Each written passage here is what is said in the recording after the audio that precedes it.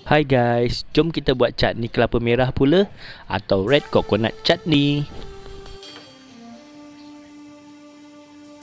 Panaskan sedikit minyak atau boleh campur sedikit minyak sapi atau ghee ya guys.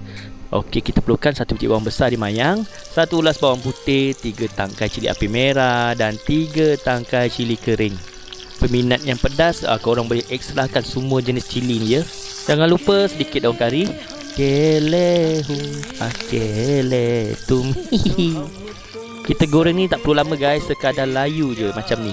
Kemudian masukkan dalam blender cili kering kita, bawang goreng, bawang putih, cuma daun kari je lah, kita tak letak Okey, lepas tu kita masukkan 2 biji tomato merah atau sebiji dan sedikit air atau setengah cawan pun boleh guys. Apa lagi pentingnya, setengah biji kelapa parut, nak yang putih saja guys, macam ni.